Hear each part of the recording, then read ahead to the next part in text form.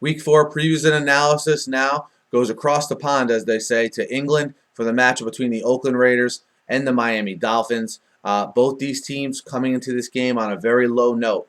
Okay, you have all the controversy surrounding Miami and Joe Philbin, who, I'm not quite sure how good of a head coach this guy is from a let's manage the media and let's manage my team standpoint. Comes out and doesn't declare Ryan Tannehill his starter, and he's got to realize in the sport of football, in the NFL in particular, if you are anywhat hesitant in saying someone's your starting quarterback, it's going to create a story and it's going to create a distraction. It distracted Ryan Tannehill, as he came out and said. On the flip side, you have Oakland. Oakland has, so far this season, has had 2 East Coast trips to play the Jets and the Patriots. Okay, sandwiched in the middle of those was a home game, and now they go all the way to London. So certainly the schedule makers not doing them any favors here early on.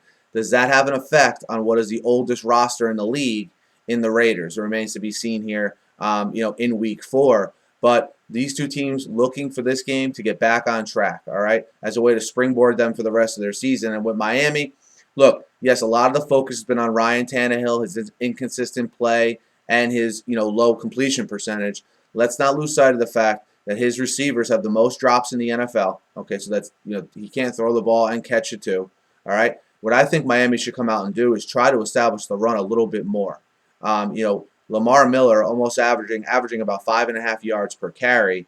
Let's try to establish that here against an Oakland Raiders team that I think they could come in here and run it against. Try to put Ryan Tannehill in more favorable down and distance situations to find some pretty good weapons he has on the outside. How much was Tannehill affected by those comments? I expect him to come out with a good effort this week to be motivated by them. I don't think he's a guy who's going to go into a shell. When you look at the Raiders, they're still starting their rookie quarterback, Derek Carr. They gave New England all they could handle last week. So I think you're going to get a good effort out of the Raiders, where last week, remember before the game, Charles Woodson had mentioned that he felt like his team was embarrassing and really like a dead team sort of. They responded in a big way to their leader's comments. They were a couple plays away from winning that game in Foxborough last week. They need to get more production out of their offense, plain and simple.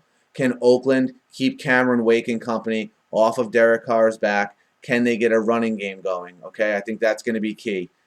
With Miami, their secondary is pretty good. All right, I don't see any favorable matchups there for the Oakland receivers. But Cameron Wake is the guy who disrupts the game for that defense. It all starts with Oakland stopping him, okay, and trying to manufacture some points on the board. They're going to need a great effort out of their defense to win this game. Because let's not forget, Miami played very well against New England as well in Week 1 and, in fact, beat Miami at home.